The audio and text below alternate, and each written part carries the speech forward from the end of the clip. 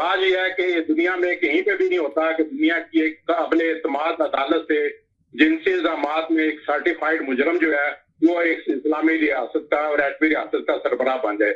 ऐसी बातें नहीं करें। आप आज का जो इशू था या कोई आपके दिमाग में दूसरा इशू भी है उसके ऊपर आके बात करें। ऐसे सतही बातें करने से उसका कोई फायदा नहीं है। दूसरी बात यह है कि ये जो पहले अपना तरीके में समाज में जितनी भी इम्प्रूवमेंट हो चुकी है, लोगों को अभी तक इन्फॉर्मेशन कोई कह रहा है जी अभी इमरान इस्माइल से मुलाकात होगी, कल होगी, परसों, ये सब चीजें हो चुकी हुई हैं। अपने नॉलेज को अपडेट करके आए और फिर आगे बहस में हिस्सा लें तो फिर उसका फायदा भी है। खामखा हवाई बातों का कोई फायदा नहीं है। Thank you very much. जी जनाब। जी हेलो जी, अस्सलाम वालेकुम। जी अस्सलाम वालेकुम जी। वालेकुम सलाम जी, क्या हाल है? जी बस सब सुनने वालों को भी सलाम जी। अच्छा, मैं एक बात कह रहा था, अभी वो एक भाई बड़े जोश में आए थे, वो कह रहे थे जी वो मकसूद चपरासी और ये एक ही बात रह गई इन लोगों के पास। हम अभी प्रेजेंट गवर्नमेंट की बात करें, मकसूद चपरासी को छोड़ें, उससे ना पैसे बरामद होंगे ना कुछ हो। तो अभी तक बरामद नहीं हुए, अगर होते तो क्या बात थी? ठीक है। उसके बाद बहुत स्कैंडल जो है वो इमरान खान की गवर्नमेंट के भी हैं, तो इसको खत्म करें। अगर मैं एतमाद की बात करें जी, इतनी हुकूमत घबराई हुई है अगर एतमाद से, आप सोचें जी। आपने कभी टीवी प्रोग्राम देखे, चैनल इनकी शक्लें देखी आजकल गवर्नमेंट वालों जी। तो मगर आपका सवाल ये पैदा होता है कि चलें, अभी उनसे भी सवाल मैं यही कर रही थी कि अगर चलें ये वज़ीर-ए-आज़म इमरान खान की हुकूमत जाती है तो क्या जो दूसरी नई हुकूमत आती है तो क्या उसको इतने ज्यादा चैलेंजेस का सामना नहीं करना पड़ेगा? किस तरह वो करेगी? सामना करना पड़ेगा जितना उनका बेड़ा गर्क हो गया है जी। मुल्क के जो हालात इस वक्त है, हम लोग बात नहीं करते हैं, हम लोग जो इस वक्त मुल्क किस कंडीशन में है, तो आप बताएंगे मुल्क को सीधे हालात पे ले जा सकते हैं, आवाम को रिलीफ दिला सकते हैं क्या? ये जो इतनी महंगाई है इस पे हम बात करना चाह रहे थे, पर हमारी बहस तो आपको पता है ना एवरीडे डिफरेंट ही हो जाती है। अच्छा, दूसरी बात ये मैं ये कहूँ कि अदम एतमाद इतनी आसान नहीं होगी। मैंने कल भी कहा था गवर्नमेंट भी जीत सकती है इसमें, अभी भी कुछ भी हो सकता है, सियासत है ये तो आपको पता है कि सियासत में। एक मिनट के लिए होल्ड करें, मैं इनको कॉलर को होल्ड करा दूं। एक किसी कॉलर को भी सुकून नहीं होता, किसी कॉलर का भी अगर मैं मैसेज लेना चाह रही होती हूँ तो दूसरे कॉलर आके चाहते हैं कि हमारा सबसे पहले ले। हर कॉलर को देखें यहाँ पे, ये कॉलर भी बर्दाश्त नहीं करते, वो चाहते हैं कि सिर्फ हम ही बोले और हमारे ही सुने बात, किसी को ना सुनना चाहते ना पसंद करते। अगर किसी भी कॉलर को हम ज्यादा मौका दे देते हैं तो उस पर भी एतराज होता है, या किसी गेस्ट को बुला के मौका दिया जाता है तो उस पर भी एतराज होता है, उस पर भी आके एंकर को पकड़ा जाता है कि जी आपका कसूर है। आप कॉलर को क्यों नहीं कहते जब कॉलर आके बात कर रहा है? जब मैंने गेस्ट को बुलाया है, जब ताहिर साहब बोलना शुरू करते हैं और कॉलर को तो खुद सोचना चाहिए कि अगर वो बोल रहा है मैं सुनूं, नहीं वो नहीं सुनना चाहता कॉलर भी बात कर रहा होता है, जब कॉलर बात कर रहा होता है ये भी बात करना शुरू कर देते हैं। अब कितनी दफा एंकर ने तो अपनी तरफ से पूरा काम किया कि भाई आप चुप हो जाएं, थोड़ा इनका सुन लें, थोड़ा वो चुप हो जाए, तो कॉलर तो आके हमेशा अपनी बात से क्या बोलेगा मुंह से हमें नहीं पता। आप किस किस को ड्रॉप करते रहे, इतने 5 साल हो गए इस प्रोग्राम को चलाते हुए, हर कॉलर आता है अपनी जबान को, लैंग्वेज को गलत यूज कर देता है। जबकि स्टार्ट में भी मैं कहती हूँ कि खुदा के लिए लफ्जों का चुनाव अच्छे से अदा करें, जरूर बोले, हुकूमत वाले भी आए, अपोजिशन वाले भी आए, पर लफ्जों का चुनाव अच्छे से अदा करें। तो आके हर एक के साथ यही होता है। अगर मैं अभी पीटीआई के बंदे को लाके बिठा लेती हूँ, उसको लोग हुकूमत के बंदे का भी बैठा होता है तो उसको अपोजिशन वाले गंदी गंदी लैंग्वेज से नवाज रहे होते हैं, गलत गलत बात कर रहे होते हैं, बोलने का मौका नहीं देते। अब आप पीपल्स पार्टी को अपोजिशन वाले को लाके बिठाया है तो उसको भी बोलने का मौका नहीं दे रहे हैं। तो भाई कॉलर तो किसी तरह खुश है ही नहीं। मसला तो ये है सेम चीज। और आके एंकर को बोलते हैं कि भाई मुझे 3 मिनट दे दें, आप माजरत के साथ मैं आपको बात कर रहा हूँ, इसमें आपका भी कसूर है, आज का प्रोग्राम आपका अच्छा नहीं है, आप गेस्ट को लेकर आई हैं, गेस्ट को बात करने दे। तो भाई ये तो कितनी दफा हुआ है, आज पहली दफा तो इस गेस्ट के साथ नहीं हो रहा, हर गेस्ट के साथ यही होता है। कौन सा गेस्ट मेरे साथ आके बैठा है और आप लोगों ने बहुत जबरदस्त तरीके से वेलकम किया हो और आपने बड़े दिल खोल के उसका इस्तकबाल किया और बड़े दिल खोल के आपने बात की हो, तो मुझे बता दें किसी प्रोग्राम को। 5 साल हो गए, मैं तो हर गेस्ट को लेकर आती हूँ, कभी हुकूमत वाला आता है, कभी अपोजिशन वाला आता है, ये भी आप भी गवाह हैं, आप भी इतने सालों से मेरे साथ प्रोग्राम में शामिल हैं, आपने भी देखा होता है क्या होता है इस वक्त प्रोग्राम के अंदर। तो हमेशा यही होता है, हमेशा से यही होता चला जा रहा है, पर आप आके एंकर को कुछ नहीं कह सकते, इसलिए कि एंकर का इसमें कसूर ही नहीं है। मैं हमेशा जब भी किसी गेस्ट को लेती हूँ और बोलती हूँ कि भाई आप में इतना पेशेंट है, आप बर्दाश्त कर सकते हैं कॉलर की बात। हमें नहीं पता कॉलर अपने मुंह से क्या खोल के बोलेगा, मुंह खोलकर। हम तो एयर करेंगे, एयर पे जो भी आके बोलता है एकदम धड़ से बोल देता है। तो अब इसमें एंकर का तो कोई कसूर नहीं था, कितना सेकंड लगता है, बात तो एयर पे चली जाती है, बात तो दूर तक पहुंच जाती है, इसको कट तो नहीं कर सकते। तो अब तो कसूर तो इनका है ना कि इन लोगों में बर्दाश्त ही नहीं है, ना ये अपोजिशन वाले कुछ सुनने के लिए तैयार है, ना हुकूमत वाले तैयार है। जो पाकिस्तान में होता है, पाकिस्तान में तो लाजमी बात है, वो तो प्लानिंग की जाती है, पाकिस्तान के तो बड़े बड़े चैनल पे बोला जाता है कि भाई जाओ बैठो, बैठ के इसी तरह की फाइटिंग करो। वहां यहाँ तो मगर के सच्चाई के तौर पर रियल लड़ाई होना शुरू हो जाती है। आप ये सोचें, यहाँ तो मेरी कोई प्लानिंग नहीं होती। पूछे रॉ साहब को, मैंने कितने 5 मिनट पहले मैंने इनको तकरीबन हाफ एन आवर पहले मैंने इनको फोन किया कि आप आ जाएं प्रोग्राम के अंदर। उन्होंने कहा ठीक है ओके मैं आता हूँ, और 5 मिनट के बाद ये मेरे प्रोग्राम में शामिल हुए और आगे मैंने ना कोई प्लानिंग की, ना मैंने सब कुछ पूछा, ना इन्होंने मुझसे पूछा। वहां तो प्लानिंग के तहत प्रोग्राम चल रहे होते हैं, एंकर को पता होता है, वहां प्रोग्राम करने के बाद जाते हैं दोनों पार्टी के लोग और बैठ के कॉफी पी रहे होते हैं, हंस हंस के बातें कर रहे होते हैं एक दूसरे के साथ। यहाँ पे एक सीरियस लड़ाई चल रही होती है कॉलर की आपस में, ऐसे लगता है लोग एक दूसरे के गिरेबान पकड़ लेंगे। समझ नहीं आता, कोई बर्दाश्त नहीं है लोगों को। जी ये यूथियों में बर्दाश्त नहीं है, बाकी सब में बर्दाश्त है। नहीं, अपोजिशन वाले भी सेम ऐसे ही हैं, आप ये बात नहीं करें, सारे के सारे ऐसे ही हैं। मैं तो अपने प्रोग्राम इतने सालों से यहाँ प्रोग्राम कर रही हूँ, 5 साल हो गए मुझे सेम यही प्रोग्राम कर रही हूँ। मैं चुपचाप लोगों की बातें सुनती हूँ, मुझे देखेंगे मैं हर एक की बात सुन रही होती हूँ। आपसे रिक्वेस्ट ये है कि आप जो ऑफ द टॉपिक बात करें ना उसको आप ना लिया करें और उनसे कहें कि क्वेश्चन पूछें, ठीक है, ओपिनियन लिया। जैसे अभी एक और दोस्त ने बात की यहाँ पे, आप ये देखेंगे, एक बात सुने, यहाँ पे लोग है ना क्वेश्चन करना ही नहीं चाहते। आप सोचें क्वेश्चन करना ही नहीं चाहते, लोग अपना तजिया ही देना चाहते हैं, चाहे इसमें अपोजिशन वाले हो चाहे हुकूमत वाले हो। आपने नोट किया है, वो कमेंट करना शुरू कर देते हैं जी।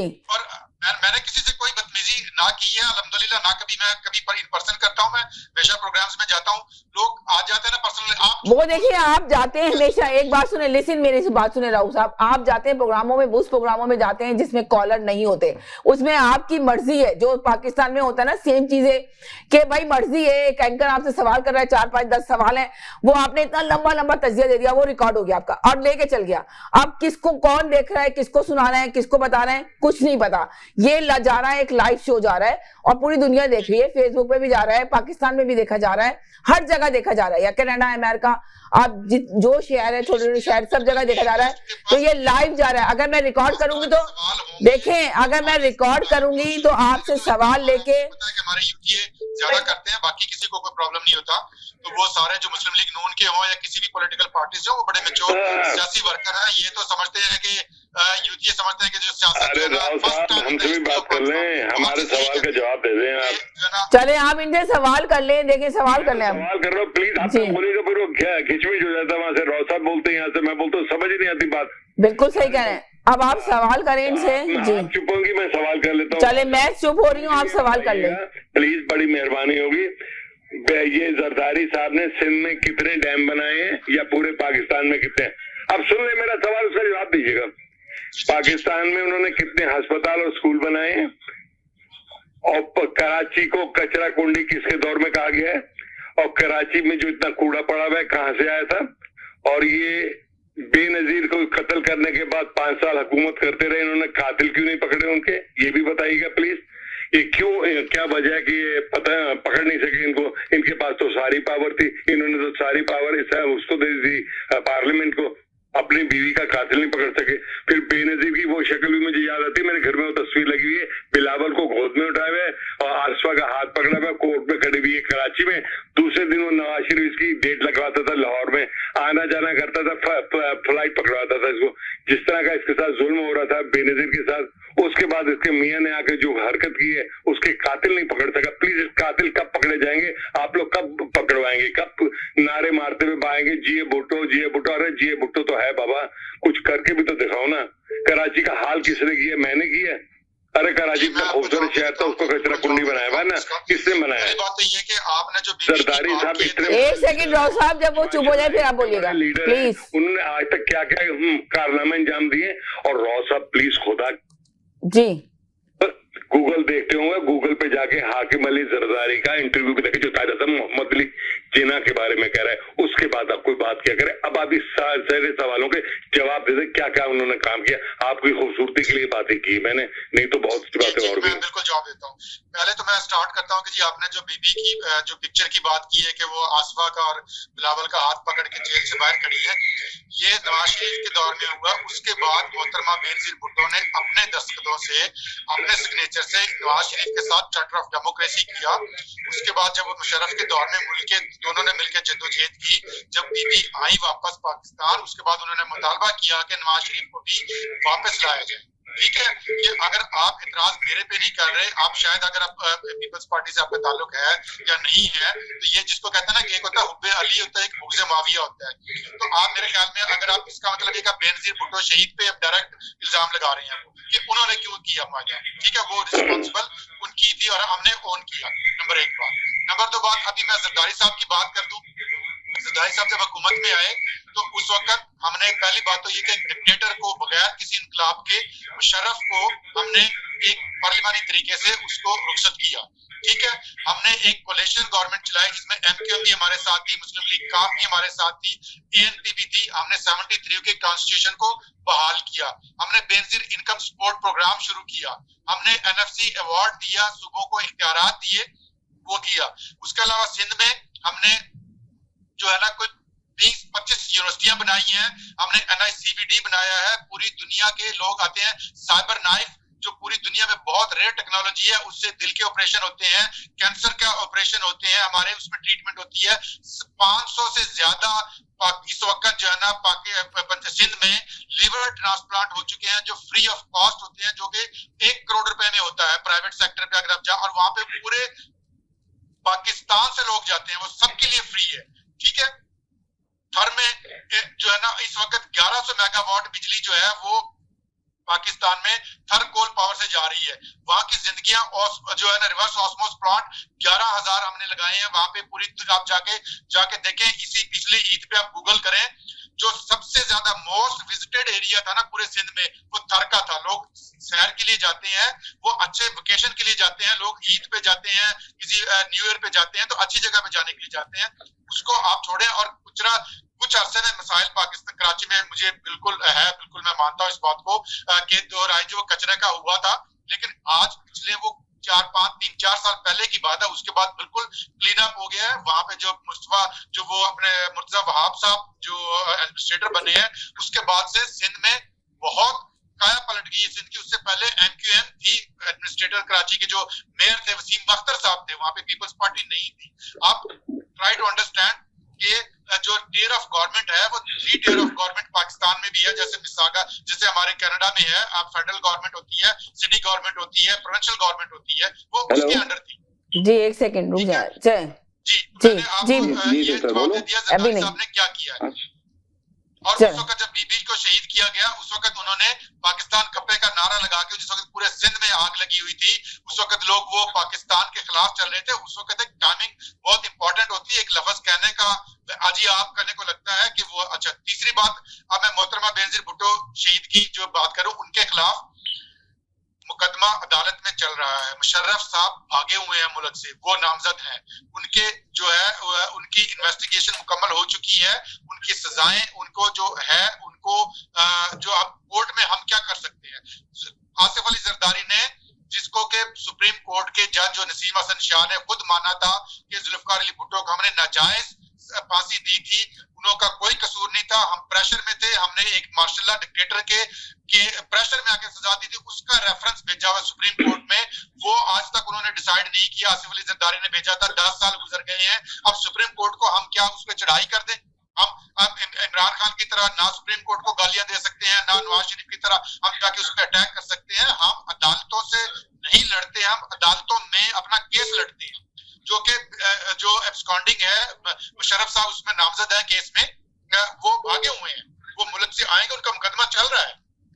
चले ठीक है जी, हम कैसे पकड़ सकते हैं जाके? चले अब मैं लोगों के सवाल ले लूं जल्दी से, पकड़ के इन्वेस्टिगेशन करके सजाएं उनको अदालतों के हवाले कर। वो चुप होंगे, फिर आप बोलें, अब बोलें। जी सिस्टर, पहली बात ये सिस्टर, मैंने आपकी बातें भी सुनी, अब मुझे भी थोड़ा टाइम दे दीजिएगा। आपने कहा कि जी आगे नाराज होते हैं कि किसको बुला लिया, किसको बिठा दिया, क्या कर दिया। आप सिर्फ ऑपोजिशन, मैंने अभी जब तक मैं आपका प्रोग्राम देख रहा हूँ, आप ऑपोजिशन वालों की ज्यादा बातें सुन रही है। हुकूमती नुमाइंदा जो आपसे बोलता है, आप उसकी बात ही नहीं सुनती हैं, उसको सिर्फ 2 मिनट देती हैं। उसके बाद वो ऑपोजिशन वाले, वो सैयद साहब आते हैं, वो 10 मिनट की तकरीर करके चले जाते हैं। ये तो आपको लग रहा है, अभी देखिए ये आपको शिकायत है कि मैं अपोजिशन की बातें ज्यादा सुन रही हूँ। अगर अभी हुकूमत वाले आएंगे तो आप हुकूमत वाले, अभी जब अपोजिशन वाले आएंगे तो कहेंगे आप तो हमेशा हुकूमत की तारीफ। जी 35 कॉलें लियाकत भाई ने करी है, आपने ना मेरी कॉल ले रही है, ना आप लियाकत भाई की कॉल ले रही है। तो भाई, तो अगर आपने ऑपोजिशन का प्रोग्राम करना है तो फिर हम कॉल ही नहीं करते, हम बैठ के आपका प्रोग्राम ही सुनते हैं, फिर यही करते हैं सिस्टर। ऐसी बात नहीं है। आपको आप बता दें, अभी मुझे इंसाफ की बात बता दें, आप आके तो बड़े एयर पे मुझसे बोल रहे हैं, कितनी दफा तो मैंने आपको एयर किया, कितनी दफा आपने बात की, आपने 3-4 दफा आपने एयर पे आए बात की है। और रहे लियाकत साहब तो कोई क्वेश्चन नहीं करते, वो तो कहते हैं कि भाई तुम अपने घर जाओ, अपने घर जाके बैठो, क्या यहाँ पे बात कर रहा हो, वो ये वाली बात करते हैं। तो इस वजह से लियाकत साहब का मैसेज नहीं यार होता। मेन चीज ये है सही है, जब आए थे मैंने जवाब देने के लिए फोन किया, आपने मुझे होल्ड पे डाला, उसके बाद आपने 15 कॉलें लोगों की ले ली, मैं 15 कॉलें ले ही नहीं। देखे जिसकी कॉल अब सैयद साहब आए, अब आप गिन के रखे ना, देखिए कि प्रोग्राम एक कॉलर आपको देखे कितना, एक बात सुने आप, सुने एक बात सुने, मेरी बात सुने, एक जो कॉलर है ना स्टार्ट से मेरे साथ है, आप यकीन करें कि मैंने सिर्फ उसका 3 मिनट का मैसेज लिया मुश्किल से स्टार्ट के अंदर, और अभी तक वो होल्ड पर है, उसने कभी लाइन ड्रॉप नहीं की। आप लोग पता क्या करते हैं, लाइन ड्रॉप करते हैं और फौरन आते हैं, लाइन ड्रॉप करते हैं और आते हैं। आएंगे, दोनों पार्टियों के लोग आएंगे, इस प्रोग्राम का नाम है तकरार, मगर ये थोड़ी के। और मैं आप देखें आपके दोनों पार्टियों के लोगों को लेती हूँ, ये नहीं कि सिर्फ ऑपोजिशन ले रही हूँ या हुकूमत ले रही हूँ, हुकूमत भी साथ में। ये जो अभी एक बात की जिन्होंने क्वेश्चन किया, जवाब दे दूं कि वो आके अभी भोली भाली बातें कर रहे थे, तो उन्होंने एक जुमला, मैं वही से शुरू कर रहा हूँ, उन्होंने एक जुमला कहा कि अगर मैं कुछ बोलूंगा तो बहुत से लोगों को बुरा लग जाएगा, तो मैं वो बात कंप्लीट कर देता हूँ कि बेनजीर शहीद के कातिल का नाम आसिफ अली जरदारी है। जो वो बात नहीं कहना चाह रहे थे वो मैं कह देता हूँ। ये बात राव साहब को बहुत बुरी लगेगी, हकीकत यही है, जो हकीकत है वो यही है। जो उनका बेटा बगैरत बन के भी समझता है कि उसका बाप कातिल है, मगर बगैरत है, ये क्या करे, इसका नाम है सियासत। राव भाई अभी मत बोलिएगा, जब मैं खत्म करूँ तब बोलिएगा, जवाब दीजिए। वही तो मसला है, सबसे मेन मसला तो यही हो रहा है प्रोग्राम के अंदर। आप इधर बात करते हैं, इधर राव साहब बोलते हैं आवाज क्लियर जाती नहीं है, अब रोको। फिर हमारे बड़े भाई भट्ट साहब आए, उन्होंने कहा कि ये एक नुमाइंदा बैठा हुआ है, उसका हक है। अब आप देखें, कोई देखें आपकी बात नहीं जा रही है, इसलिए आप दोनों चुप रहे। एक बताएं कि पहले कौन बोलेगा, बात करेगा। मैं सच्चा मैं बोला, वो तो जवाब देने। एक सेकंड चुप रहे, एक सेकंड चुप रहे, उनको बोलने दें, वो कुछ बोलना चाह रहे हैं, आप सुने 1 मिनट के लिए। जी बोले, आप बोले राव साहब, चुप हो जाए आप 1 मिनट के लिए। जी जो आपके जो गेस्ट हैं रिस्पेक्टेबल, उनसे कहेंगे प्लीज गालन गलोच ना करें, अपना जो है ना अपने आप को बंदे को जाहिर नहीं करना चाहिए कि क्या है, आप अपनी डिसेंसी शो करें तो दैट्स बेटर। तो गालन गलोच तो गालियां तो कोई भी दे सकता है, it's not good. On air जा रहा है, पूरी दुनिया में आपका प्रोग्राम देख रहा है, लोग क्या कहेंगे कि वो जावेद चौधरी की तरह आप लड़ाने वाली बातें करें, तो फिर फायदा नहीं है ना। आप अपना ओपिनियन दें। अगर जिन्होंने सवाल पूछा है जरदारी साहब वाला कातिल का, मैं इसका जवाब बिल्कुल दे सकता हूँ, लेकिन वो बेगैरती गैरती फला कौन गैरत है कौन बेगैरत है, आई डोंट नो, मैं इस पे बात नहीं करना चाह रहा। इस पे मैं इसको, अगर इनको ये इनका यही सवाल है, मैं बिल्कुल क्लियर जवाब। चले भाई, आप इसका जवाब मत दें, आप मुझे सिर्फ एक बात का जवाब दे दें, सिर्फ एक मेरी बात का जवाब दे दें, मैं आपको अपना लीडर मान लूंगा। जी जुल्फ़िकार अली भुट्टो शहीद की वालदा का आप मुझे अगर सिर्फ नाम बता देना का उनका नाम क्या था, तो मैं आपको अपना लीडर मान लूंगा। आप पीपल्स पार्टी के। एक बात सुने, यहाँ पे देखे, एक तो मुझे समझ नहीं आ रही है कि यार यहाँ पे क्या एग्जाम्स हो रहा है, मैंने क्या एग्जाम लेने के लिए बुलाया लोगों को यहाँ पर।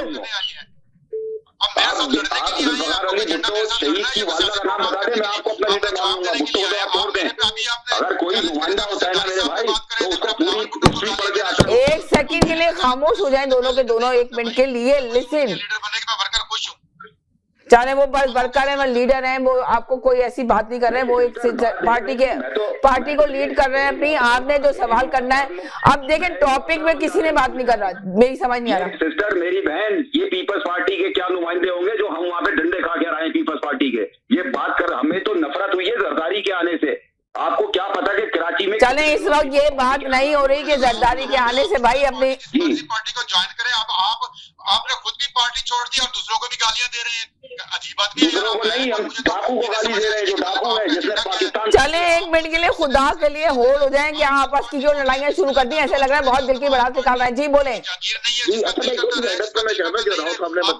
नहीं अब कुछ करे नहीं, सवाल पूछे राव साहब से।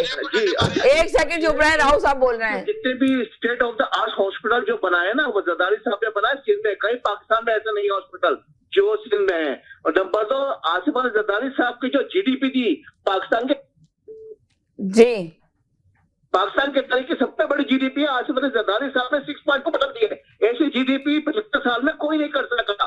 तो ये है आसिफ अली जरदारी साहब की सियासत। अच्छा, दूसरी बात मैं ये करूंगा, सवाल ना करें, हम आपसे तफसील नहीं, मुझे सवाल कर ले, वो बैठे हुए ताकि जवाब दे दे। आप तो सब तफसील सवाल है राव साहब से, हाँ करें। राव साहब आप ये कि नहीं यूसीओ की बातों पर तवज्जो मत दिया लीजिए अगर हम भी नहीं देते हैं, ठीक है। अच्छा, दूसरा ये सवाल है आपका। साहब आपको पता, आप देखें, जब अपने मतलब की बात होती है तो हर कोई मुस्कुराता है, जब उसके खिलाफ बात होती है तो फौरन जी। हमेशा बेनजीर भुट्टो जरदारी साहब ने हमेशा जो भी दर्ज दिया है वो तहजीब इदारा मेरे को। देखिए, आपने भी कोई सवाल नहीं किया, सवाल कोई नहीं है आपके पास भी, आप भी अपना तफसील। फाशी सियासत करते हैं, ये इनके मुंह पे गाली आ गई, सारी जबान पे गाली आ गई है। अच्छा, मैं ये कहूंगा जैसे शहबाज गिर जैसे गालियां बकता है, तो मैं पीपल्स पार्टी के जितने भी हमारे लीडरों से कहूंगा और जितने भी पीडीएम के लीडरों से कहूंगा कि आप ईसीएम में नाम डालो फौरन न्याजी का, इसलिए कि अभी वज़ीर आज़म नहीं है इस वक्त हुकूमत। अभी फिलहाल नहीं गया, अभी वज़ीर आज़म ही है, अभी वज़ीर आज़म ही आपकी तरह के लिए हर्ष है, अभी नहीं आई अदम की तहरीक। पुराना पाकिस्तान में है तो मुबारक हो, पुराना पाकिस्तान आ गया हमारा। चले, आपको भी मुबारक हो, बहुत जज्बाती हो गए, ठंडा पानी पी ले जाके। जी बोलें जी, इनकी लाइन ड्रॉप हो गई। जी बोलें जी। जी। अच्छा, मेरे भी कुछ सवालात हैं, हाँ। और गौर से पहले सुन लें और उसके बाद जवाब देते हैं, जी। ठीक है। ये पूरे मुल्क की पार्टी थी पीपल्स पार्टी, सिर्फ एक सूबे तक ही क्यों कोई सी पार्टी बन के रह गई, वो भी अंदरूनी सिंध की पार्टी रह गई। कराची से भी सीटें नहीं मिलती, एक सीट थी तो वो भी बिलावल हार गया, लियारी की सीट थी। अच्छा, इन्होंने अभी बात की कि Benazir income support programme, Benazir income support programme में पता है कितना मैसिव करप्शन हुआ है? 1,80,000 लोग, जिसमें 18 ग्रेड तक के लोग थे, वो भी पैसे ले रहे थे, खामोशी से पैसे मिल रहे थे उनको, और ये साल से चल रहा था। ये तो इमरान खान की हुकूमत ने आगे पकड़ा ये करप्शन, मैसिव करप्शन। ये बेनजीर इनकम सपोर्ट प्रोग्राम में हो रहा था। इस पे भी जरा रोशनी डाल दें।